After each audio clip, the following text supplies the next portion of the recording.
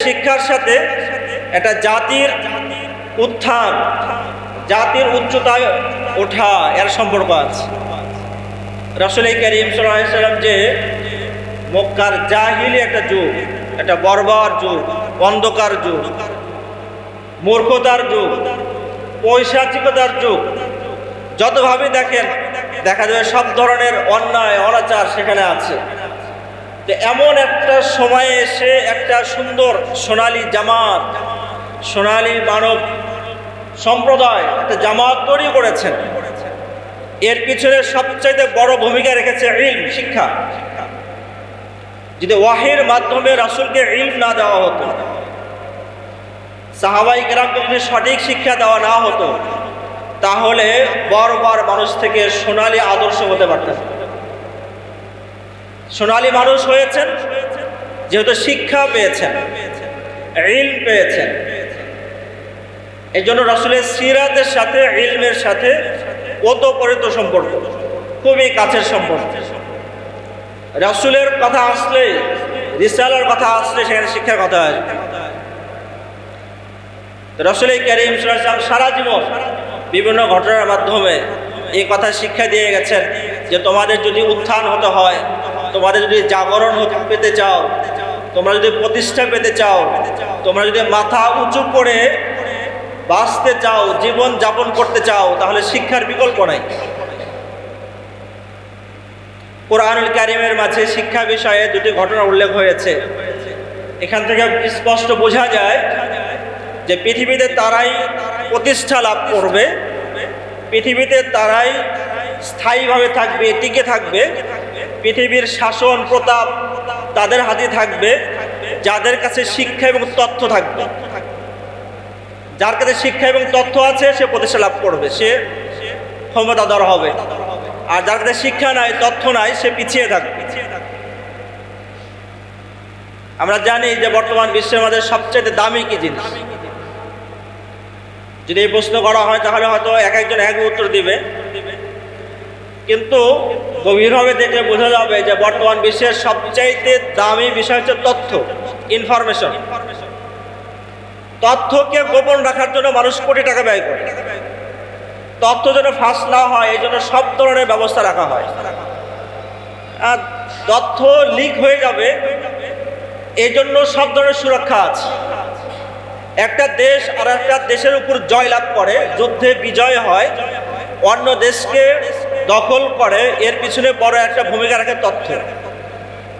যার কাছে তথ্য বেশি আছে সে যুদ্ধে এগিয়ে যাবে, সংগ্রামে এগিয়ে থাকবে। আর যার তথ্য কম আছে বা তথ্য নাই, পিছিয়ে যাবে। এই জন্য তথ্য, ইনফরমেশন, এটা হচ্ছে সবচাইতে দামি জিনিস। আমরা জানি যে আমাদের দেশ সহ, ভারত উপমহাদেশ সহ আরো অনেক অঞ্চলকে ব্রিটিশরা কলোনি বানিয়ে রেখেছিল। ব্রিটিশরা এই সকল এলাকায় শাসন করেছে এবং বলা হতো যে বিশেষ ব্রিটিশদের শাসনাধীন অঞ্চলে সূর্য ডুবে যায় না, অনেক বিশাল এলাকা তাদের।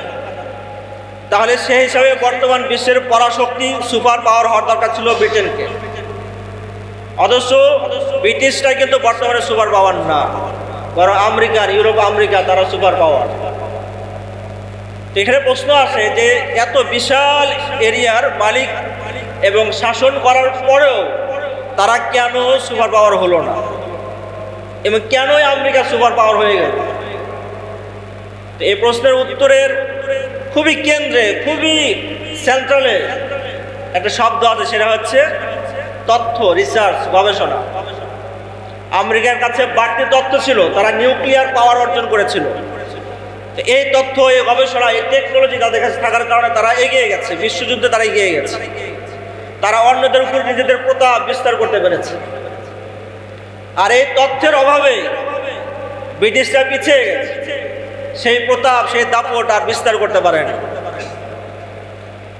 তাহলে বোঝা গেল যার কাছে তথ্য আছে, ইনফরমেশন আছে, গবেষণা আছে, টেকনোলজি আছে, তারা এগিয়ে যাবে, মাথা উঁচু করে দাঁড়িয়ে থাকবে, তারা প্রতাপশালী হবে, শাসন ক্ষমতা তাদের হাতে থাকবে। এদিকে ইঙ্গিত কোরআনের মাঝে দেওয়া আছে। কোরআনুল কারীমের মাঝে প্রথম মানব হযরত আদম আলাইহিস সালামকে সৃষ্টির বিষয়ে আলোচনা হয়েছে। তো প্রথমে ফেরেশতারা বলেছিল যে মানবকে সৃষ্টি করার প্রয়োজন নেই, ইবাদতের জন্য তো আমরা আছি। আল্লাহ তাআলা সৃষ্টি করলেন, সৃষ্টি করার পরে একটা মজলিস করলেন, যেখানে এক পক্ষে ফেরেশতারা, অন্য পক্ষে আদম আলাইহিস সালাম, এবং সেখানে কিছু বিষয় সম্পর্কে তথ্য জানতে চাওয়া হলো। আল্লাহ তাআলার পক্ষ থেকে প্রশ্ন হলো, ফেরেশতাদেরকে প্রশ্ন করা হলো যে এই বিষয়গুলোর তথ্য, ইলম, জ্ঞান তোমার কাছে আছে কিনা। তো এই প্রশ্ন ফেরেশতাদেরকেও জিজ্ঞেস করা হয়েছে, আদম আলাইহিস সালামকেও জিজ্ঞেস করা হয়েছে, দুনো পক্ষকে জিজ্ঞেস করা হয়েছে। ফেরেশতারা উত্তর দিয়েছে লা ইলমা লানা, আমাদের কাছে এই বিষয়ে জ্ঞান, তথ্য, ইলম নাই। আর আদম আলাইহিস সালামের উত্তর ছিল যে এই বিষয়ের তথ্য এরকম, এই বিষয়ের তথ্য এরকম, মানে যথাযথ উত্তর দিতে পেরেছেন। তাহলে দুই পক্ষ একই প্রশ্ন করা হয়েছে। এক পক্ষ বলেছে লা ইলমা লানা, আমাদের ইলম নাই, জ্ঞান নাই, তথ্য নাই। অন্য পক্ষ বলেছে যে হ্যাঁ, আমার কাছে ইলম আছে, জ্ঞান আছে, তথ্য আছে, এবং তিনি জানিয়েছেন, প্রকাশ করেছেন। এরপরে আল্লাহর পক্ষ থেকে ফয়সালা কি হলো? ফয়সালা করা হলো যে যার কাছে ইলম নাই, যার কাছে জ্ঞান এবং তথ্য নাই, সে সিজদা করবে। আর যার কাছে ইলম আছে, জ্ঞান আছে, তথ্য আছে, সে দাঁড়িয়ে থাকবে। ফাসাদাল মালাইকা, ফেরেশতারা সিজদা করলো।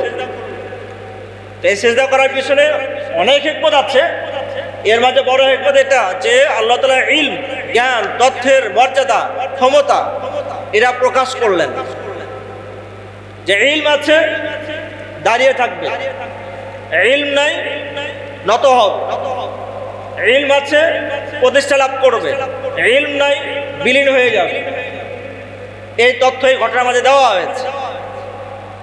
আর একটি ঘটনা সুলাইমান আলাইহিস সালামকে কেন্দ্র করে। সুলাইমান আলাইহিস সালাম যখন চাইলেন যে সাবা এলাকার রানী ওনারা এখানে আসবে, তো তাকে কিছু মানে অবাক করে দেওয়ার জন্য, তাকে পরীক্ষা নিরীক্ষা করার জন্য কিছু উপকরণ বেছে নিলেন। তার মাঝে সুলাইমান আলাইহিস সালাম চিন্তা করেছিলেন যে সে রানী বিলকিসের সিংহাসন এখানে নিয়ে আসা হোক, এবং এটাকে কিছুটা পরিবর্তন করে তাকে যাচাই করা হোক যে তার ঠিক আছে মেধা, কমন সেন্স কেমন। তো সুলাইমান সাহেব বলছিলেন যে আমার কাছে আমার সিংহাসন লাগবে এবং খুবই দ্রুত সময় লাগবে। তো ওই সময় ওই মজলিসে অনেক জিন এবং ইনস, জিন এবং মানুষ উপস্থিত ছিলেন। তো জিনদের মাঝে সবচাইতে দৈহিক শক্তিশালী জিন ইফরিত মিনাল জিন, দৈহিক শক্তিশালী জিন, সেই জিন বলল যে হ্যাঁ, আমি সিংহাসন নিয়ে আসবো। আপনি এখান থেকে উঠে যাওয়ার আগে আমি এখানে সিংহাসন উপস্থিত করব। ক্বাবলা আন তাকুম মিন মাকামিক। সুলাইমান সাহেব বলে যে না, আরো দ্রুত দরকার, আরো অল্প সময় দরকার। স্বাভাবিক আমাদের সমাজে প্রচলন আছে এটাই যে মানুষের সাথে জিন শক্তিশালী হয়। আমরা বলি যে জিনের সাথে কে পারবে, তার মানে আমাদের ক্ষমতার চাইতে, আমাদের শক্তির চাইতে জিনের শক্তি বেশি। সেই জিনদের মাঝে যে সবচাইতে শক্তিশালী ইফরিত, সে কথা বলেছে। আর সুলাইমান সাহেব বলছেন যে না, এটাতে হবে না, আরো দ্রুত সময় আনতে হবে। তখন জিন নীরব, তার মানে সে এর চাইতে দ্রুত সময়ে সিংহাসন আনতে পারছে না, তার ক্ষমতা শেষ, শক্তি শেষ। সেই মজলিসে একজন ব্যক্তি ছিলেন যার পরিচয় কোরআনের মাঝে দেওয়া হয়েছে, ইনদাহু ইলমুম মিনাল কিতাব। একজন ব্যক্তি ছিলেন, তার পরিচয় দেওয়া হয়েছে যে উনি এমন একজন ব্যক্তি যার কাছে কিতাবের ইলম আছে। ওই ব্যক্তির নাম বলা হয়নি, ওই ব্যক্তির অন্য কোনো পরিচয় দেওয়া হয়নি, একটা পরিচয় উল্লেখ করা হয়েছে, ইলমুম মিনাল কিতাব, কিতাবের ইলম আছে ওনার কাছে। ওই ব্যক্তি উনি সরব হলেন, কথা বললেন এবং বললেন যে আমি আপনার চোখের পলকে সিংহাসন নিয়ে আসতে পারবো, এবং নিয়ে আসলেন। তাহলে এই ঘটনার মাঝে দুটি পক্ষ, এক পক্ষ জিন শক্তিশালী ক্ষমতাধর জিন, অন্য পক্ষে কিতাবের ইলমওয়ালা। এই দুই পক্ষের মাঝে অঘোষিত একটা প্রতিযোগিতা এবং শক্তি এবং ক্ষমতার প্রতিযোগিতা। সেই প্রতিযোগিতায় দেখা গেল দৈহিক শক্তি ওয়ালা জিন অপারগ হয়ে গেছে, পরাজয় বরণ করেছে, ব্যর্থ হয়েছে, আর সেখানে ইলমের শক্তি ওয়ালা ব্যক্তি জয়লাভ করেছে। তো এখানে যে বার্তা দেওয়া হয়েছে, যার কাছে ইলম থাকবে সে দৈহিক শক্তিওয়ালার চাইতেও বেশি শক্তিশালী হবে, জয়লাভ করবে, প্রতিষ্ঠা লাভ করবে। তো আল্লাহ সুবহানাহু ওয়া তাআলা এই বার্তার মাধ্যমে আমাদেরকে সজাগ করেছেন যে আমাদেরকে মুসলিম উম্মাহ, মুসলিম জাতিকে যদি এগিয়ে যেতে হয়, যদি প্রতিষ্ঠা লাভ করতে হয়, তাহলে ইলমে এগিয়ে যেতে হবে, গবেষণায় এগিয়ে যেতে হবে, তথ্যে এগিয়ে যেতে হবে। আর না হলে আমরা পিছিয়ে যাব।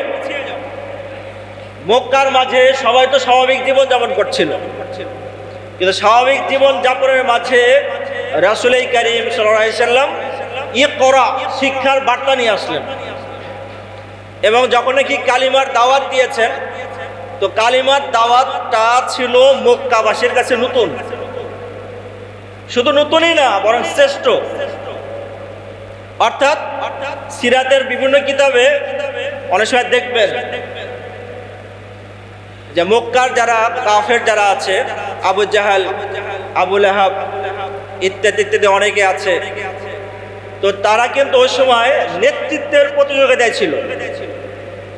তো নেতৃত্বের প্রতিযোগিতার অর্থই হলো যে নেতা হিসেবে দাঁড়াবে সে নিজের নেতৃত্বের যে অধিকার, তার যে ক্ষমতা, এটা প্রকাশ করবে এবং অন্যদেরকে দমিয়ে রাখবে, অন্যদেরকে থামিয়ে রাখবে, নিজেদের প্রতাপ বিস্তার করবে। তো এভাবেই চলছিল। কিন্তু হঠাৎ যখন রাসূল কারীম সাল্লাল্লাহু আলাইহি ওয়াসাল্লাম এমন কালিমা বললেন, এমন ওয়াহির ইলম নিয়ে আসলেন যে ইলমকে মোকাবেলা করার শক্তি আবু জাহালের কাছে ছিল না, আবু লাহাবের কাছে ছিল না। তাদের চিন্তার ঊর্ধ্বে, তাদের কল্পনার ঊর্ধ্বে, তাদের ক্ষমতার ঊর্ধ্বে এমন একটা ইলম নিয়ে এসেছেন যেটাকে তারা দমন করতে পারছে না, খণ্ডন করতে পারছে না। মানে অবস্থা এমন যে গ্রহণও করতে পারছে না, দমনও করতে পারছে না। তো রাসূল কারীম সাল্লাল্লাহু আলাইহি ওয়াসাল্লামের উপস্থাপিত সেই ইলম ওয়াহী এমন শক্তিশালী ছিল। একবার কাফেররা আবু তালেবের কাছে গেছে এবং বলছে যে আপনার ভাতিজা এই কাজ করছে, আপনি একটু বুঝান, উনি যেন এরকম ধরনের কথা না বলে। তো রাসূল কারীম সাল্লাল্লাহু আলাইহি ওয়াসাল্লামকে ডাকা হলো। ডাকার পরে ওনাকে বলা হলো। তো রাসূল সাল্লাল্লাহু আলাইহি ওয়াসাল্লাম বললেন, ঠিক আছে, আপনাদের কথা শুনলাম, এখন আমার কথা শোনেন। তো নবীজি বললেন যে আমার কাছে একটা কালিমা আছে, এই কালিমা যদি আপনারা বলেন, এই কালিমা যদি আপনারা গ্রহণ করেন, তাহলে কি হবে? বলে তামলিকুনা বিহা আল আরব, আপনারা আরবের মালিক হয়ে যাবেন, পুরা আরব ভূমির বাদশা হয়ে যাবেন। ওয়া তাদিনু লাকুম বিহাল আজম, এবং পুরা ওয়ানারব, পুরা বিশ্ব আপনাদের অধীনে চলে আসবে। একটা কালিমা পড়েন, দুটা লাভ, আরবের বাদশা হবেন, ওয়ানারবরা আপনার অধীনে চলে আসবে। চিন্তা করে দেখেন যে এই কালিমার পাওয়ার তাহলে কত, শক্তি তাহলে কত। তো আবু জাহাল তখন বলেছে যে এক কালিমা কেন, এরকম ধরনের লাভ, এরকম ধরনের বাদশাহী অর্জন করার জন্য 10 কালিমা বলতে আমরা রাজি আছি। তো যখন উনি বলেছে যে 10 কালিমা বলতেও রাজি আছি, নবীজি বলেছেন যে 10 কালিমা বলতে হবে না, এক কালিমা বলেন, আর সেই কালিমা হচ্ছে লা ইলাহা ইল্লাল্লাহ বলেন। তো এই কালিমা শোনার পরে তারা সব উঠে গেছে। তারা ভেবেছে যে অন্য কোনো কালিমের কথা বলা হচ্ছে, কিন্তু আসলে তো নবীজি বলছেন লা ইলাহা ইল্লাল্লাহর কথা। তো লা ইলাহা ইল্লাল্লাহ যে তথ্য, যে ইলম নবীজি হাজির করেছেন, এই ইলম ওই সময় মানুষের চিন্তারও ঊর্ধ্বে ছিল। এত শক্তিশালী ইলম ছিল, এত শক্তিশালী কালিমা ছিল যে কালিমার বরকতে পুরা বিশ্বের রাজত্ব, শাসন ক্ষমতা হাতের মুঠে চলে আসবে। যদি কালিমার হক কেউ আদায় করে, তাহলে এভাবে বিভিন্ন ঘটনার মাধ্যমে, হাজারো ঘটনার মাধ্যমে আল্লাহ তাআলা এবং রাসূল করিম সাল্লাল্লাহু আলাইহি ওয়াসাল্লাম ইলম, জ্ঞান, তথ্যের যে গুরুত্ব, ক্ষমতা, এটা প্রকাশ করেছেন। প্রথম আয়াত যদি আমরা চিন্তা করি, তাহলে এখানে বোঝা যায় যে ইসলামের জ্ঞান এবং ইলমের গুরুত্ব কত বেশি। আমরা স্বাভাবিক মনে করি যে আমাদের অস্তিত্বের গুরুত্ব বেশি, মানুষের অস্তিত্বের গুরুত্ব বেশি, এটা বেশি মনে করা হয়, বড় মনে করা হয়।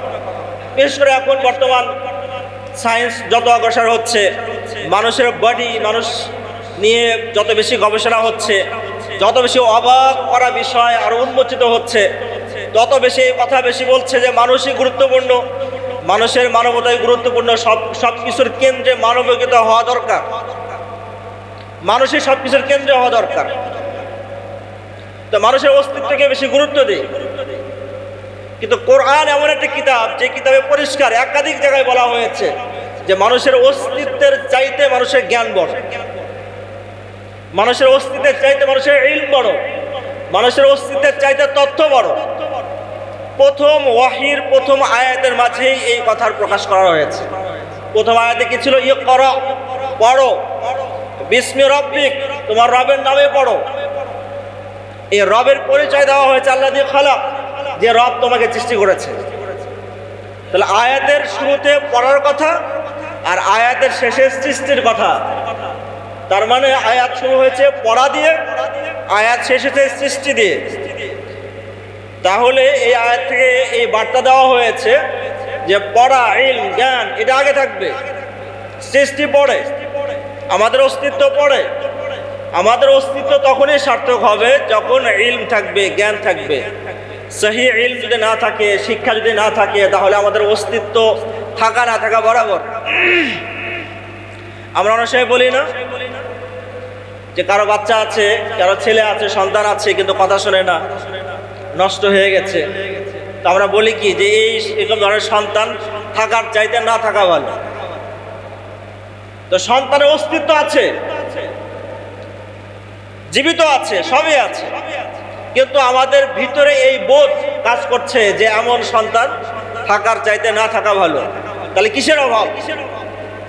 অভাব ছিল হচ্ছে চরিত্রের অভাব, অভাব ছিল সুশিক্ষার অভাব, সঠিক জ্ঞানের অভাব। এই জন্য সুশিক্ষা যদি না থাকে, সহি ইলম যদি না থাকে, তাহলে আমাদের অস্তিত্ব থাকা না থাকা এক বরাবর হয়ে যায়। বরং কোরআনের ভাষায় বলা হয়েছে যে যার কাছে ঈমান নাই, সহি ইলম নাই, তার অস্তিত্ব এটা পশুর চাইতেও খারাপ। মানে পশু হয়ে যাবে না, বরং পশুর চাইতেও খারাপ হয়ে যাবে। এদিকে ইঙ্গিত দেওয়া হয়েছে কোরআনের মাঝে। কোরআনের এই বার্তাগুলো আমরা অনেক সময় গভীর থেকে নিয়ে এলাম, শুধু ঘটনাটাই পড়ি, কিন্তু এখানে বার্তা যেটা আছে, যেটা নেওয়ার দরকার ছিল, সেটা আমরা নিয়ে এলাম। নবীজির সিরাতের মাঝে পড়লেই দেখবেন যে মক্কা থেকে যখন মদিনায় যাচ্ছেন, মক্কা থেকে মদিনায় যাওয়ার সময় হিজরত করছেন, আর হিজরতের সময় প্রয়োজন ছিল যে একটা গোপন রাস্তা দিয়ে, অথবা এমন রাস্তা দিকে যাওয়া যে রাস্তা সাধারণত মানুষ চেনে না, অপরিচিত কোনো রাস্তা দিয়ে মক্কা থেকে মদিনায় যাবেন, যাতে করে কুফার যারা আছে, মক্কার কাফিরা ধরতে না পারে। তাহলে প্রয়োজন ছিল একটা তথ্যের। কিসের তথ্য? যে অপরিচিত রাস্তা দরকার। নবীজি খোঁজ লাগালেন, সিদ্দিক আকবরকে বললেন যে অপরিচিত রাস্তা দিয়ে আমাদেরকে মদিনায় নিয়ে যাবে এমন কোনো ব্যক্তি আছে কিনা। খোঁজা হলো, মুসলিমদের মাঝে খোঁজা হলো, তো মুসলিমদের মাঝে ওরকম ধরনের লোক পাওয়া গেল না। পরে একজন কাফেরকে নির্বাচন করা হলো, কাফেরকে মনোনয়ন দেওয়া হলো যে তাকে রাহবার হিসাবে অপরিচিত রাস্তা দিয়ে মক্কা থেকে মদিনায় নিয়ে যাওয়ার জন্য তাকে বেছে নেওয়া হলো। চিন্তা করে দেখেন, সবচাইতে ঝুঁকিপূর্ণ জায়গা। খোদ কাফেররা যেখানে নবীজিকে হত্যা করার জন্য, শহীদ করার জন্য মরিয়া হয়ে আছে, আর সেখানে অপরিচিত রাস্তা দরকার, আর সেই রাস্তার তথ্য একজন কাফেরের কাছে আছে, যে কাফেরও হলো, তার দিলের মাঝে সত্যের আলো ছিল, ন্যায়ের সেই আলো ছিল, সেই শক্তি ছিল, যার কারণে নবীজি তাকে নিজের রাহবার হিসাবে, পথ প্রদর্শক হিসেবে গ্রহণ করেছেন। তাহলে এখানে আমরা কি বার্তা পাই? যে তথ্যের প্রয়োজন আছে। সঠিক তথ্য পাওয়ার জন্য যদি কাফেরও হয়, তার থেকে আমাদের গ্রহণ করতে হবে। আমাদের সঠিক তথ্য দরকার, যেখানে গ্রহণ করার মতো আছে। এর অর্থ কিন্তু এটা নয় যে বিষয়ে কোরআন সঠিক তথ্য দিয়েছে, ইলম দিয়েছে, সেখানে কাফেরদের প্রয়োজন নাই। যেখানে হাদিসের মধ্যে সঠিক ইলম দেওয়া হয়েছে, তথ্য দেওয়া হয়েছে, সেখানে কাফেরদের যাওয়ার কাছে যাওয়ার প্রয়োজন নাই। আমাদের জীবন কিভাবে চলবে, আমাদের পরিবার, সংসার, সমাজ, রাষ্ট্র কিভাবে চলবে, এই বিষয়ে সুন্দর একদম বিস্তারিত আলোচনা কোরআনে আছে, হাদিসে আছে। অতএব মানুষের জীবন যাপিত হওয়ার জন্য, পরিবার, সমাজ, রাষ্ট্র পরিচালনা করার জন্য কোনো কাফেরের থেকে কোনো তথ্য থিওরি নেওয়ার প্রয়োজন নাই, কোনো পরামর্শ নেওয়ার প্রয়োজন নাই, আছে আমাদের কাছে। হ্যাঁ, জাগতিক কোনো বিষয় যদি এমন হয় যেখানে তারা হয়তো এগিয়ে গেছে, তো সেখানে আমরা সঠিক ইলম যেটা আছে, সঠিক তথ্য, সেটা আমরা গ্রহণ করবো, এখানে কোনো বাধা নেই। এবং মুসলিম উম্মাহ যুগে যুগে ওনারা জাগতিক বিষয়ে অথবা কোরআন এবং হাদিসের সাথে সাংঘর্ষিক নয় এমন বিষয়ে তারা বিভিন্ন ইলম, তথ্য, জ্ঞান, শিক্ষা কাফের থেকেও গ্রহণ করেছেন। এবং এই বার্তা, এই শিক্ষা কোথায় পেয়েছেন? এই শিক্ষা পেয়েছেন এই মক্কা থেকে মদিনায় হিজরতের মাঝে, যে নবীজি অপরিচিত রাস্তা খুঁজছিলেন, অপরিচিত রাস্তার তথ্য খুঁজছিলেন, আর সেই তথ্য একজন কাফেরের কাছে ছিল, এটা প্রয়োজন ছিল, তো নবীজি গ্রহণ করেছেন। এছাড়াও মদিনায় আসার পরে রাসূল কারীম সাল্লাল্লাহু আলাইহি ওয়াসাল্লাম একাধিক যুদ্ধ পরিচালনা করেছেন। সেই যুদ্ধের অনেক উপকরণ, অনেক পদ্ধতি আছে, যে পদ্ধতি সাহাবাই কেরাম কাফের থেকে নিয়েছেন, নবী আলাইহিস সালামকে জানিয়েছেন। ওই উপকরণ, ওই পদ্ধতি যখন কল্যাণকর ছিল, তো সেই কাফেরদের তথ্য নবীজি গ্রহণ করেছেন। যেমন আমরা জানি যে খন্দক যুদ্ধ পরীক্ষার যুদ্ধ, তো এই যুদ্ধে মদিনার গুরুত্বপূর্ণ অংশে পরীক্ষা খনন করা হয়। তো পরীক্ষা খনন করার মাধ্যমে একটা অঞ্চলকে সুরক্ষা দেওয়া এবং যুদ্ধের জন্য অনুকূল পরিবেশ তৈরি করা, এই তথ্য কে দিয়েছিলেন? সালমান ফারসি রাদিয়াল্লাহু আনহু দিয়েছিলেন। উনি কোথায় দেখেছেন? পারস্য এলাকায় দেখেছেন। সেখানে পরীক্ষা খননের মাধ্যমে বিভিন্ন এলাকার সুরক্ষা দেওয়া হয়। তো নবী আলাইহিস সালাম সেই তথ্য গ্রহণ করেছেন এবং সেই তথ্য অনুযায়ী আমল করেছেন। তাহলে এখান থেকেও এই বার্তা আসে যে জাগতিক বিষয়ে বা কোরআন সুন্নাহর সাথে সাংঘর্ষিক নয় এমন বিষয়ে যদি কুফফারদের থেকে তথ্য নেওয়ার প্রয়োজন হয়, তাহলে আমরা নেব। এখানে কোনো দ্বিধা অথবা কোনো সংঘাত নাই যে কাফের বলে তার থেকে এই তথ্য নেওয়া যাবে না, তা নয়। শর্ত একটাই, কোরআনের সাথে সাংঘর্ষিক না হতে হবে, সুন্নাহর সাথে সাংঘর্ষিক না হতে হবে।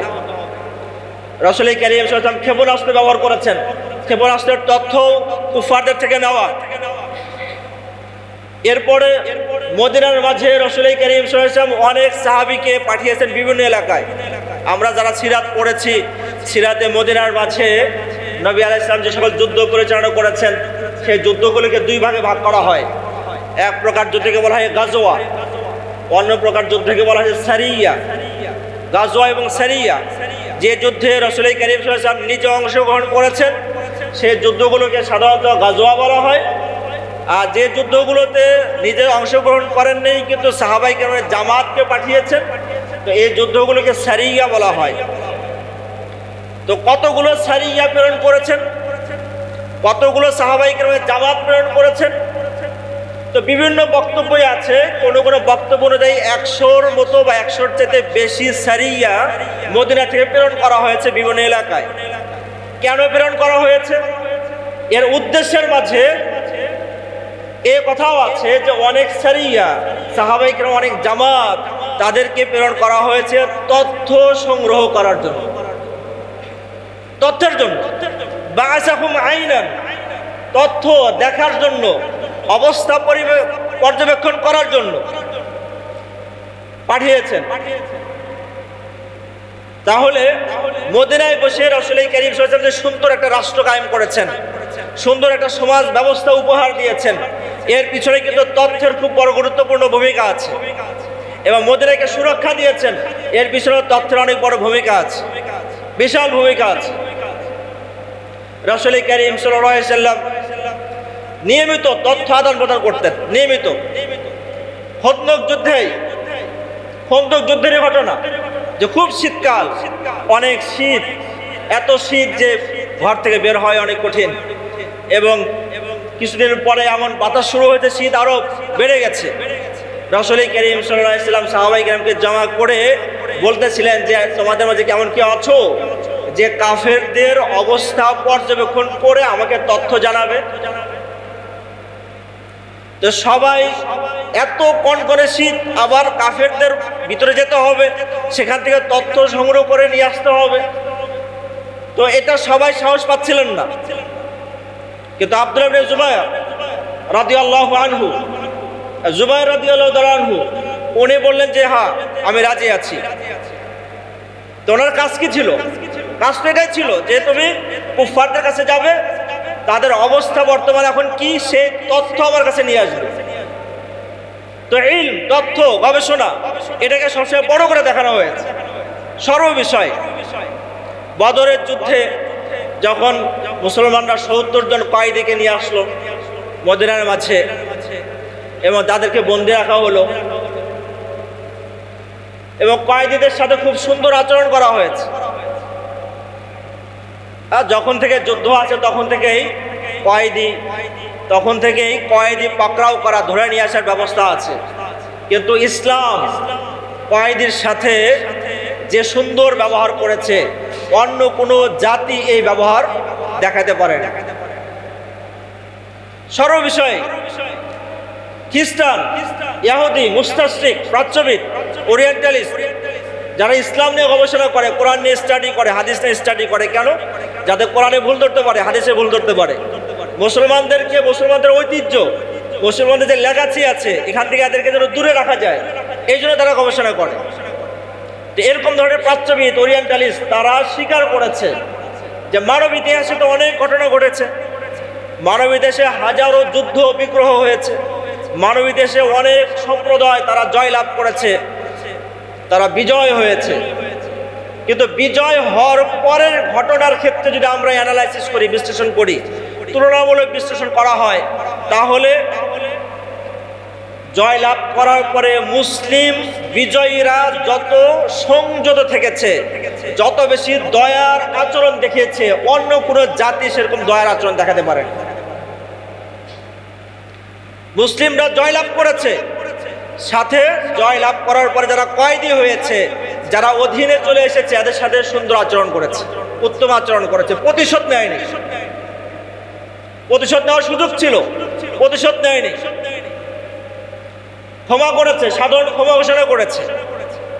বর্তমান ফিলিস্তিন, প্রথম যখন নাকি ওমর ইবনে খাত্তাব রাদিয়াল্লাহু আনহুর সময় জয়লাভ হয়, ওমর ইবনে খাত্তাব রাদিয়াল্লাহু আনহু চেষ্টা করছিলেন, বারবার তাগাদা দিচ্ছিলেন যে ফিলিস্তিন আরদুন মুকাদ্দাসা, পবিত্র ভূমি, তো এখানে রক্তপাত করা যাবে না, রক্তপাত ছাড়া যদি জয় করা যায় সেই ব্যবস্থা করো।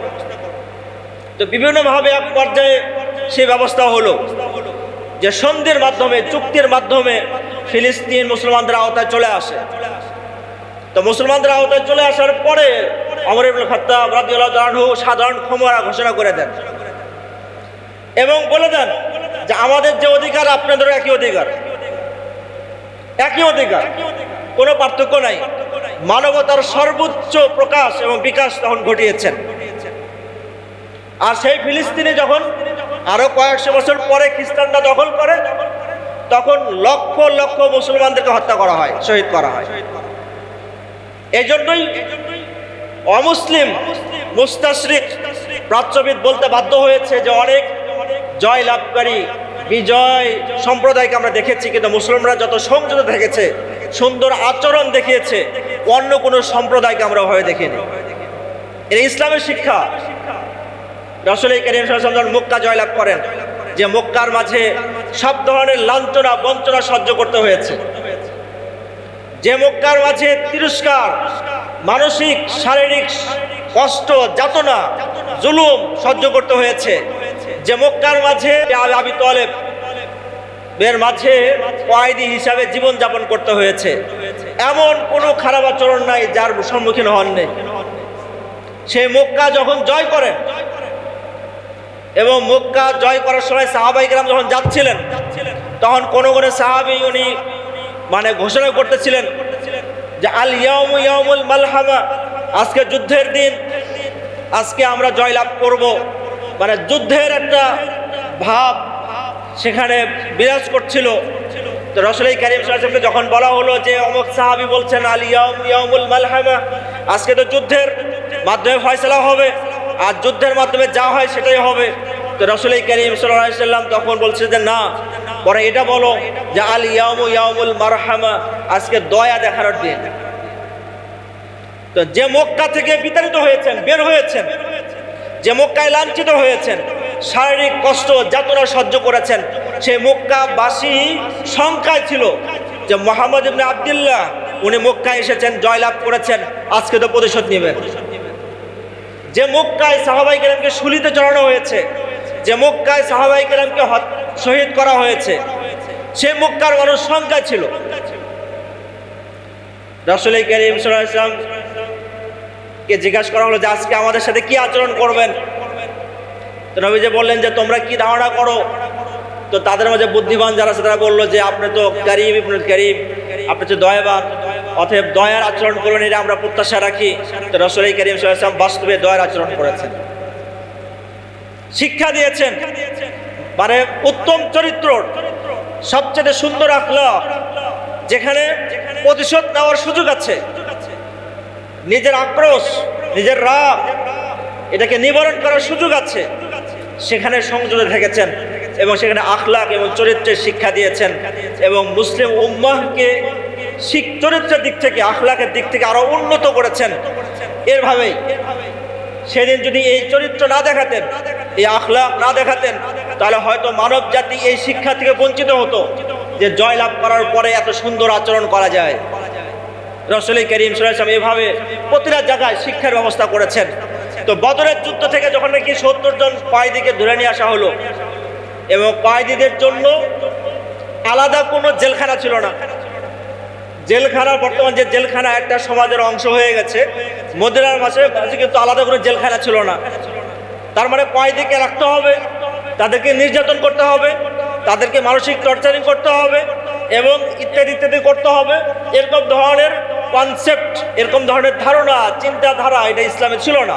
অনেক পরে এটা শুরু হয়েছে, অনেক পরে শুরু হয়েছে। তো মদিনায় কোনো জেলখানা নাই, যার কারণে রাসূল কারীম সাল্লাল্লাহু আলাইহি ওয়াসাল্লাম কয়েদিদেরকে ভাগ করে দিয়েছেন সাহাবায়ে কেরামদের মাঝে।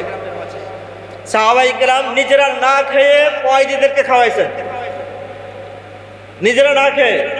তো এটা বর্তমান যারা মানবতার কথা বলে, যে সকল দেশ আমাদেরকে মানবতার শিক্ষা দেওয়ার জন্য বিভিন্ন সময় বিভিন্ন স্লোগান শিক্ষা দেয়, আমাদেরকে সবক শেখায় যে মানবিক হতে হবে, মানবতা বজায় রাখতে হবে, শরীয়তের এই আইন মানা যাবে না, সেই আইন মানা যাবে না, কোরআনের এই বিধান মানা যাবে না, ওই বিধান বিলুপ্ত করতে হবে। কেন? সেটা মানবতার সাথে সাংঘর্ষিক।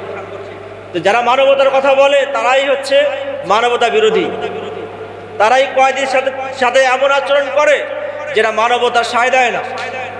রাসূল কারীম সাল্লাল্লাহু আলাইহি ওয়াসাল্লাম মানবতার কথা বলেছেন, বাস্তবায়ন করেছেন। আর বর্তমান পরাশক্তি ইউরোপ, আমেরিকা তারা মানবতার কথা বলে কিন্তু বাস্তবায়ন করে না। কতটুকু বাস্তবায়ন করে যেটা তাদের স্বার্থের জন্য প্রয়োজন আছে, যতটুকু দেখাতে হবে নিজেদের স্বার্থকে টিকে রাখার জন্য যতটুকু প্রয়োজন অতটুকু তারা মানবিক, আর যতটুকু প্রয়োজন নাই সেখানে তারা মানবিক না, বরং সেখানে তারা পৈশাচিক হয়ে যায়, পৈশাচিক আচরণ করে। এটাই তাদের আচরণ, দ্বিমুখী আচরণ। অন্যদিকে রাসূল কারীম সাল্লাল্লাহু আলাইহি ওয়াসাল্লাম ইনসানিয়তের কথা বলেছেন এবং তা বাস্তবায়ন করেছেন। তো মদিনার মাঝে ৭০ জন কয়েদি, এরপরে এসে এই কয়েদিদেরকে হত্যা করা হবে নাকি এদেরকে আবার ছেড়ে দেওয়া হবে, এই বিষয়ে পরামর্শ হলো। পরামর্শের সেই সিদ্ধান্ত হলো যে মুক্তিপণ নেওয়া হোক, মুক্তিপণ নিয়ে এদেরকে ছেড়ে দেওয়া হোক। তো যখন নাকি এই সিদ্ধান্ত ঘোষণা করা হলো, তখন দেখা গেল কিছু কয়েদি এমন আছে যাদের কাছে অর্থ নাই, সম্পদ নাই, কিন্তু তারা লেখাপড়া জানে, তাদের কাছে শিক্ষা আছে। তো যাদের কাছে সম্পদ নাই, মুক্তিপণ দেওয়ার মতো অর্থ নাই, তাদের জন্য ঘোষণা করা হলো যে তারা সাহাবাই কেরাম, মদিনার যেসব সাহাবাই কেরাম আছে, তাদের সন্তানদের, বাচ্চাদেরকে লেখাপড়া শিখাবে, এই লেখাপড়ার বিনিময়ে তাদেরকে স্বাধীন করে দেওয়া হবে, ছেড়ে দেওয়া হবে। তাহলে এখানেও একজন কয়েদি, তাকে ছেড়ে দেওয়া হবে। ছেড়ে দেওয়া হবে কিসের ভিত্তিতে? এখানে সম্পদের চাইতে ইলমকে গুরুত্ব দেওয়া হয়েছে। বলা যেতে পারতো যে তুমি গোলাম হয়ে থাকো, তুমি ব্যবসা করো, তুমি এটা করো, সেটা করো, সম্পদ উপার্জন করো, সম্পদ দিয়ে যখন মুক্তিপণ পূর্ণ হবে তখন তুমি স্বাধীন হবা, বলতে পারতেন। কিন্তু সেটা বলেননি, বরং শিক্ষা দাও, শিক্ষার বিস্তার ঘটাও এবং শিক্ষার বিনিময়ে তোমাকে স্বাধীন করে দেওয়া হবে। এখানেও রাসূল কারীম সাল্লাল্লাহু আলাইহি ওয়াসাল্লাম সুন্দর একটা বার্তা দিলেন যে আমাদের শিক্ষা প্রয়োজন। তো কয়েদিরা তো কাফের ছিল, মুশরিক, কিন্তু তাদের কাছে শিক্ষা ছিল আর শিক্ষার আমাদের প্রয়োজন ছিল। এই জন্য রাসূল কারীম সাল্লাল্লাহু আলাইহি ওয়াসাল্লাম শিক্ষার দিকটা বেছে নিয়েছেন। অতএব শিক্ষা দরকার, শিক্ষার বিস্তার ঘটাতে হবে। এবং ইসলামী একমাত্র ধর্ম যে ধর্ম শিক্ষার এত সুন্দর সুন্দর মর্যাদার এবং বৈশিষ্ট্যের দিক উন্মোচন করেছে, যে অন্য ধর্ম, অন্য সম্প্রদায় করতে পারেনি। প্রথম শিক্ষাকে ইসলাম ইবাদতের মর্যাদা দিয়েছে। শিক্ষা এটা নিছক জীবিকার উপকরণ না। আমরা তো শিক্ষা অর্জন করি কেন? যেন ভালো চাকরি পাওয়া যায়। শিক্ষা কেন? যাতে ভালো কেরিয়ার করা যায়। শিক্ষা কেন? যাতে দুনিয়াতে ভালো থাকা যায়। কারণ শিক্ষা হচ্ছে আমাদের দুনিয়ার অর্জনের মাধ্যম। শিক্ষাটাই উদ্দেশ্য নয়, শিক্ষাটাই লক্ষ্য নয়, শিক্ষাটা ইবাদত নয়, বরং শিক্ষা হচ্ছে অন্য কিছুর মাধ্যম, অন্য কিছুর উপকরণ। অন্যদিকে ইসলাম, কোরআন এবং হাদিসে একাধিকভাবে এটা বলা হয়েছে যে ইলম অর্জন করা এটাই ইবাদত। অন্য কিছু হোক বা না হোক, কারো কাছে ইলম আছে, দুনিয়াতে কিছু নাই, কিন্তু ঈমানের ইলম আছে, তাওহীদের ইলম আছে, কোরআনের ইলম আছে। দুনিয়াতে একটা বাড়িও করতে পারে নাই, একটা ঘরও করতে পারে নাই, কোনো সম্পদ অর্জন করতে পারে নাই, কিন্তু ইলম আছে, সেও সার্থক, সেও সফল। আর দুনিয়ার বিচারে হয়তো বলা হবে উনি সফল না, এত পরে কি লাভ হলো, একটা ভালো চাকরিও ভালো না। দুই বন্ধু, এক বন্ধু বেশি পড়েছে, চাকরি পায়নি, আর এক বন্ধু কম পড়েছে, কিন্তু কোনো কারণে চাকরি পেয়ে গেছে। এখন বলে কি যে এত পরে কি লাভ হলো? তার মানে পড়ার উদ্দেশ্য হচ্ছে দুনিয়া, দুনিয়ার উদ্দেশ্য। অথচ রাসূল কারীম সাল্লাল্লাহু আলাইহি ওয়াসাল্লাম কত সুন্দর বলেছেন দোয়ার মাঝে যে ইয়া আল্লাহ, আমাদেরকে ইলম দান করেন, আর আমাদের ইলম এটার জন্য দুনিয়া কামায়ের সর্বোচ্চ লক্ষ্য না হয়। দুনিয়ার জন্য আমি ইলম অর্জন করছি এমন যেন না হয়। লা তাজআলিদ দুনিয়া মাবলাগা ইলমিনা, আমাদের ইলমকে শুধু দুনিয়ার জন্যই, দুনিয়া কামার টার্গেটেই ইলম অর্জন করছি এমন যেন না হয়। আল্লাহর কাছে ভাবে চেয়েছেন, মানে ইলমটাই ইবাদত, ইলমটাই বড় একটা লক্ষ্য। ইলম আছে আপনার কাছে তো আপনি আল্লাহমুখী হবেন, আল্লাহকে চিনতে পারবেন। নিজের মাঝে যে আল্লাহ তাআলা, আপনার মাঝে যে আল্লাহ তাআলা বিশেষ সিফাত দিয়েছেন, ফিতরাত দিয়েছেন, সেই ফিতরাতের জাগরণ হবে, সেটার পরিচর্যা হবে ইলমের মাধ্যমে। আর ইলম নাই তো আপনার ফিতরাতের পরিচর্যা হবে না, সেটার মানে বেড়ে উঠবে না, বরং আপনার ফিতরাত নষ্ট হয়ে যাবে। এজন্য কোরআন এবং হাদিসের মধ্যে ইলমকে একটা ইবাদত হিসেবে উল্লেখ করা হয়েছে। এবং আরো অবাক করার বিষয় যে কোরআনের কোনো কোনো শব্দ থেকে বোঝা যায় যে ইলম আর ঈমান, জ্ঞান আর ঈমান, এই দুটার মাঝে যদি আমরা তুলনা করি এবং এটা প্রশ্ন করি যে ইলম আগে নাকি ঈমান আগে, আমরা বলি ঈমান আগে না ইলম আগে, আমরা হয়তো বলবো যে ঈমান আগে, কিন্তু কোরআন বলে যে ইলম আগে, ঈমান পরে। আগে ইলম, তারপরে ঈমান। ফাআলাম আন্নাহু লা ইলাহা ইল্লাল্লাহ, ফাআলাম, আগে ইলম, তারপরে তাওহীদ। আমরা যদি আল্লাহকে না জানি তাহলে ঈমান কিভাবে আনবো? কেউ যদি আল্লাহকে না জানে, না বোঝে, তাহলে ইলম যদি না থাকে তাহলে ঈমান আনতে পারবে না। সাহাবায়ে কেরাম ঈমান এনেছেন যেহেতু আল্লাহর পক্ষ থেকে রাসূলের মাধ্যমে ইলম দেওয়া হয়েছে। তো কোরআনের মাঝে ইলমটা আগে দেওয়া হয়েছে। তো যার কাছে ইলম আছে, এই ইলমটাই হচ্ছে তার কাছে সার্থকতা। এর মাধ্যমে সে কামিয়াব হবে, সফল হবে, এটাই তার ক্যারিয়ার। বড় চাকরি, বড় গাড়ি, বড় বাড়ি এটা ক্যারিয়ার নয়, বরং বড় ইলম এটা তার ক্যারিয়ার। কোরআনের দৃষ্টিতে, হাদিসের দৃষ্টিতে, আখিরাতের দৃষ্টিতে সেই বড় লাভবান, সার্থক। তো রাসূল করিম সাল্লাল্লাহু আলাইহি ওয়াসাল্লাম মদিনার মাঝে সর্বজন শিক্ষার ব্যবস্থা করেছেন, যে শিক্ষার বাহিরে কাউকে থাকা যাবে না, সবাইকে শিক্ষার ভিতরে আসতে হবে। এই ঘোষণা নবীজি দিয়েছেন মদিনার মসজিদের মাঝে, মসজিদে দাঁড়িয়েছেন এবং বলেছেন মালিয়া কওমিন লা ইফাকিহুনা জিরানাহুম, তোমাদের কি হলো যে তোমরা কেন তোমাদের প্রতিবেশীদেরকে শেখাও না? আবার বলেছেন মালিয়া কওমিন লা ইয়াতাফাক্কাহুনা মিন জিরানিহিম, তোমাদের কি হলো যে তোমরা তোমাদের প্রতিবেশী থেকে শেখো না? দুটো দিক থেকে বলেছেন যে তোমরা কেন শেখাও না, এবং অন্যদেরকে বলেছেন তোমরা কেন শেখো না। তার মানে দুজন প্রতিবেশী, অতএব উভয়ের জন্যই বিধান, যে জানে তার জন্য বিধান তুমি শিখাও, আর যে জানে না তার জন্য বিধান তুমি শেখো। এটা নবীজি সাল্লাল্লাহু আলাইহি ওয়াসাল্লাম মদিনায় বলেছেন। তো চিন্তা করেন যে একটা সমাজের মাঝে প্রতিবেশী যদি দুই রকমই হয়, যে জানে সে শিখায় আর যে জানে না সে শেখে, তাহলে ওই সমাজে কি অশিক্ষিত থাকবে? এই জন্য মদিনার মাঝে কোনো সাহাবী অশিক্ষিত ছিলেন না, এমন কোনো সাহাবীর ইতিহাস নাই যে সাহাবী অশিক্ষিত ছিলেন। প্রত্যেক সাহাবী আলেম ছিলেন, প্রত্যেক সাহাবী নিজ নিজ অবস্থা অনুযায়ী উনি শিক্ষিত ছিলেন। এটা কেন সম্ভব হয়েছে? আমরা তো কত দল দেখি, কত সম্প্রদায় দেখি, কত নেতাকে দেখি, কত সফল নেতাকে দেখেছি উনি একটা জাতিকে জাগিয়ে তুলেছেন। তো সেই জাতির মাঝেও দেখা যায় যে শিক্ষার চাইতে অশিক্ষার হার অনেক বেশি, অথবা অশিক্ষিত আছে। এরকম পাওয়া যাবে না যে পুরো একটা সম্প্রদায় তৈরি করেছেন, পুরো একটা জামাত তৈরি করেছেন, আর সেই জামাতের প্রতিটা সদস্য শিক্ষিত, এরকম পাওয়া যাবে না। কিন্তু রাসূল করিম সাল্লাল্লাহু আলাইহি ওয়াসাল্লাম সেটা করে দেখিয়েছেন। একটা জামাত তৈরি করেছেন, প্রতিটা ফর্দ, প্রতিটা সদস্য শিক্ষিত, প্রত্যেক সাহাবী শিক্ষিত ছিলেন, আলেম ছিলেন, হয়তো আয়াতের আলেম, নয়তো হাদিসের আলেম, ওয়াহির ইলম ওনার কাছে আছে। তো রাসূল করিম সাল্লাল্লাহু আলাইহি ওয়াসাল্লাম দাঁড়িয়েছেন এবং ঘোষণা করেছেন কেন শিখায় না। শুধু এতটুক বলেই ক্ষান্ত হয়নি, বরং বলেছেন যে ওয়ালা ইউফাত্তিনুনাহুম, কেন তাফতিন করে না? তাফতিন এই শব্দের একটা অর্থ হলো সতর্ক করা, সজাগ করা, চেতন করা। কেউ ঘুমিয়ে আছে তাকে ডাকিয়ে দেওয়া, তাকে সজাগ করে দেওয়া। তো নবীজি বলেছেন যে কেন তোমরা তোমার প্রতিবেশীকে সজাগ করো না। আবার অন্যদেরকে বলা হয়েছে কেন তোমরা তোমার প্রতিবেশী থেকে সজাগের শিক্ষা নাও না। দুভাবেই বলা হয়েছে। তো ইলমের পাশে সজাগতার কথা কেন এসেছে? ইলমের পাশে তাফতিন, এই তথ্য কেন দেওয়া হয়েছে? এটা এই জন্য দেওয়া হয়েছে যে ইমানের মাধ্যমে, কোরআন এবং হাদিসের মাধ্যমে যে ইলম আমি অর্জন করেছি, এই ইলম অর্জন করার পরে আমাকে ঘুমিয়ে থাকলে হবে না।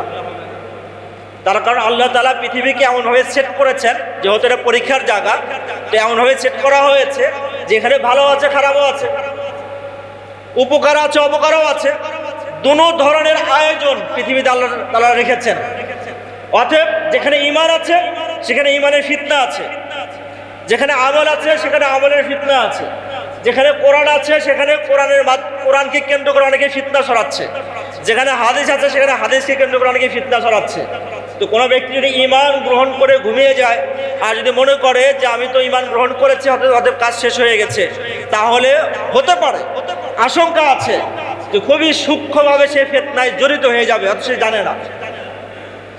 এই জন্য রাসূল করিম সাল্লাল্লাহু আলাইহি ওয়াসাল্লাম এটা বলেছেন যে শিক্ষা ইলম এটা অর্জন করলে হবে না, বরং একে অপরের প্রতি সবসময় সজাগ দৃষ্টি রাখতে হবে, আমর বিল মারুফ এবং নাহি আনিল মুনকারের আচরণ করতে হবে।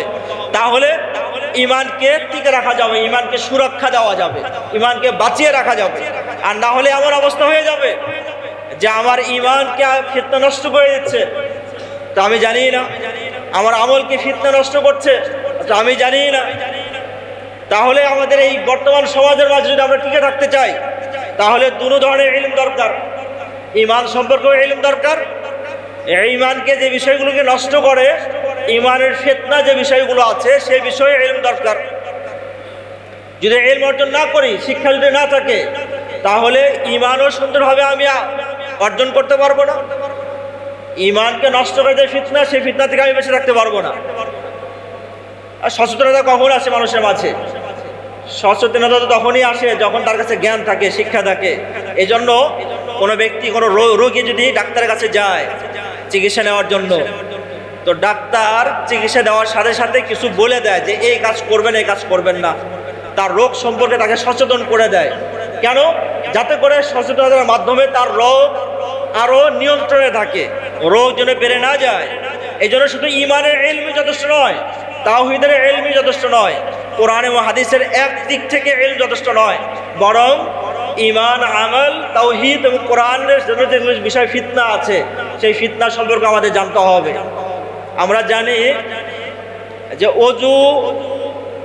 অজু করার জন্য যে হবে ফরজ আছে, সুন্নত আছে, ওয়াজিব আছে।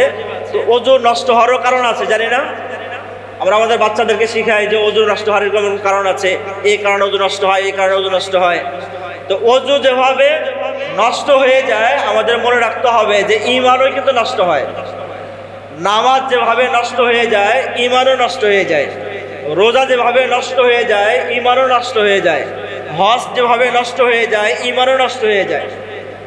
কিন্তু আফসোসের ব্যাপার হলো যে অজু নষ্ট হওয়ার এলেম আমার আছে, নামাজ নষ্ট হওয়ার এলেম আমি হাসিল করি, হজ নষ্ট হওয়ার এলেম আমি হাসিল করি, কিন্তু ঈমান নষ্ট হওয়ার এলেম আমি হাসিল করি না। এখন আমার কথার মাধ্যমে, আচরণের মাধ্যমে, চিন্তার মাধ্যমে যে আমার ঈমান যে নষ্ট হয়ে গেছে, ঈমান যে ঘুণে ধরেছে, ঈমান যে দুর্বল হয়ে যাচ্ছে, এই ইলম আমার কাছে নাই। আমি জানি না যে আমার ঈমান নষ্ট হয়ে গেছে, জানি না যে আমার ঈমান দুর্বল হয়ে গেছে, যার কারণে আমি সচেতন হই না, সতর্ক হই না।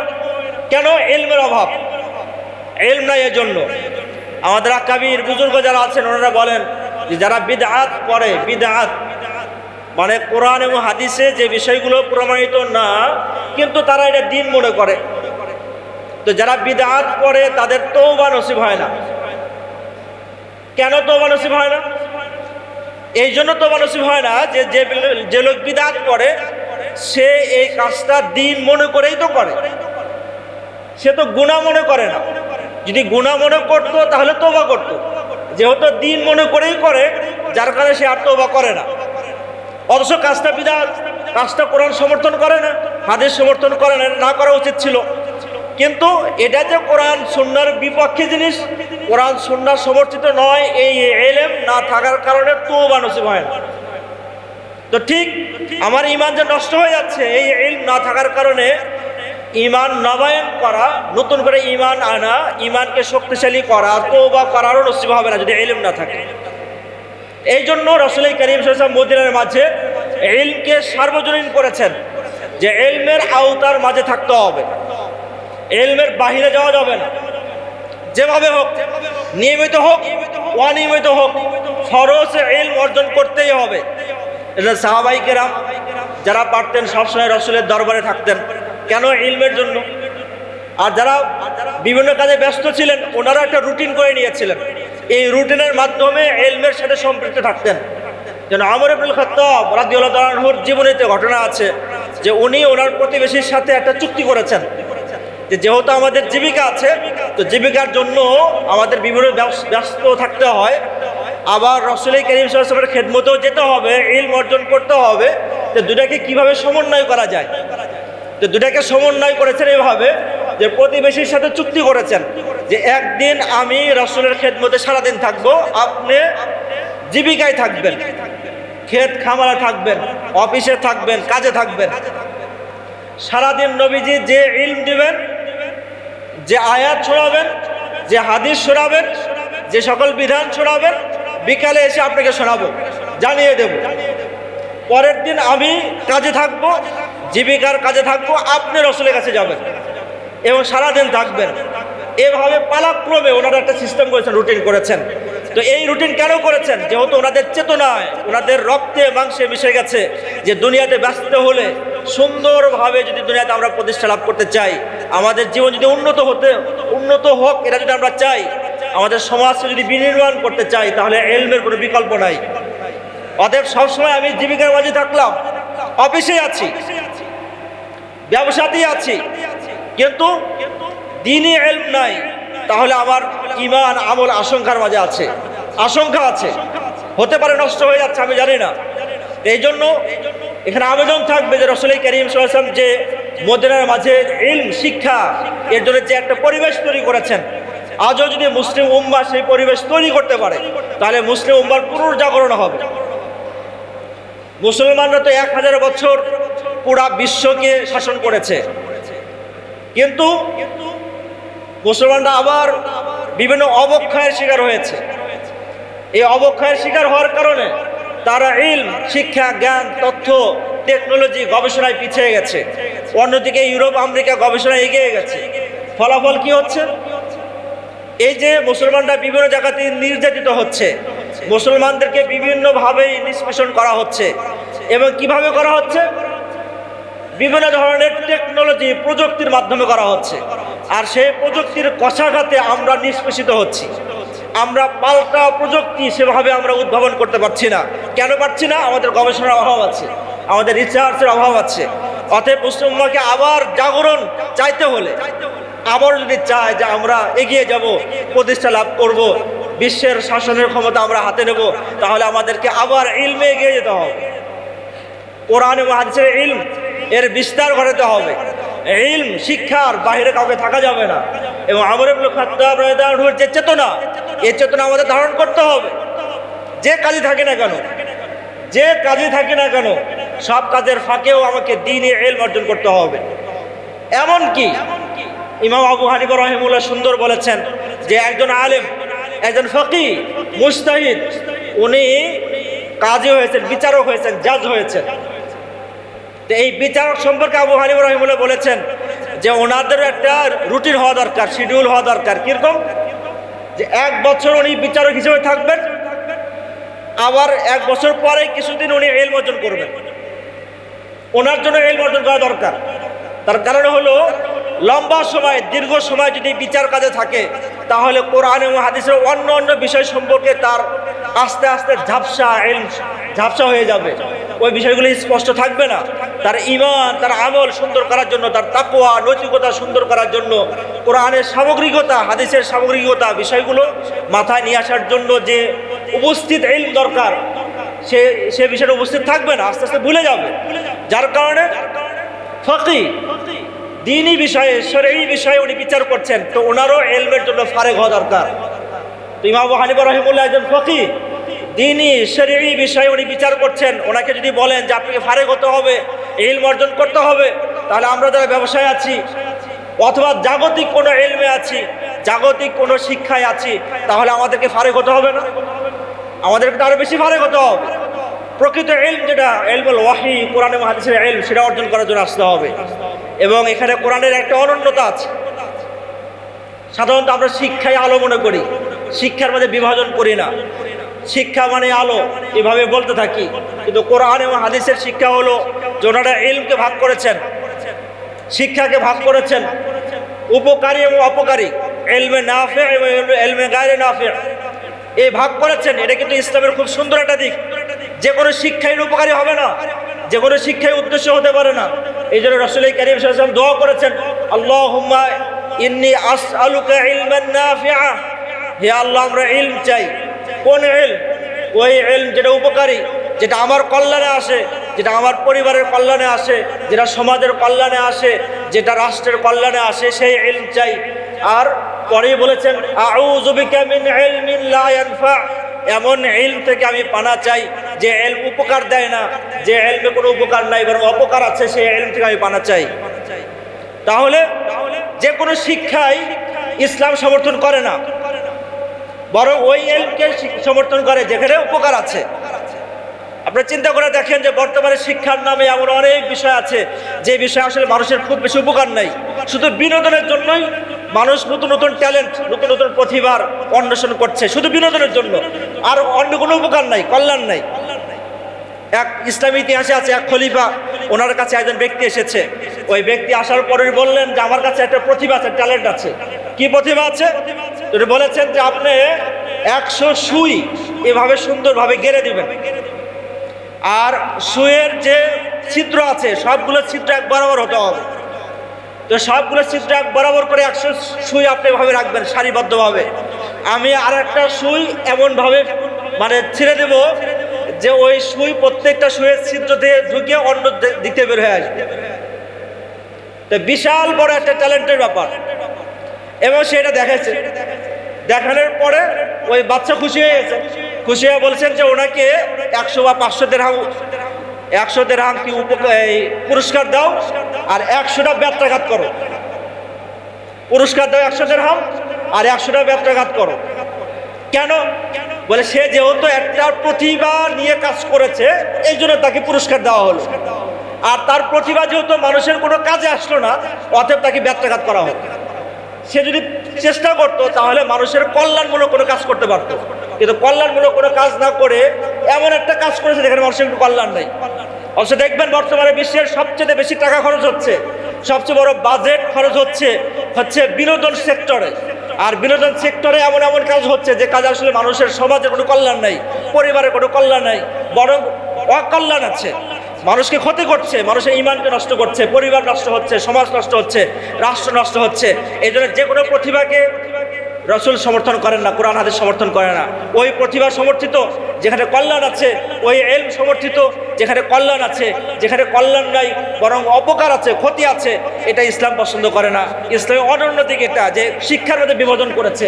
অথবা আমরা ওই শিক্ষা অর্জন করব যেটা কল্যাণকর, আর যে শিক্ষা কল্যাণকর নয় সেই শিক্ষা থেকে আমরা বিরত থাকবো। তো রাসূলের সিরাত আরও অনেক ঘটনা আছে, যে ঘটনা থেকে এটা বোঝা যায় যে আমাদেরকে সুন্দরভাবে বেঁচে থাকতে হলে ইলম দরকার আছে, শিক্ষার দরকার আছে, তথ্যের দরকার আছে। রাসূলের পুরো জীবন দিয়ে এই শিক্ষা আমাদেরকে দিয়ে গেছে। তো আমাদের এই শিক্ষা গ্রহণ করা উচিত, এবং এই শিক্ষার বিস্তার নিজের জীবনের মাঝে, পরিবারের মাঝে, সমাজের মধ্যে বিস্তার করা উচিত।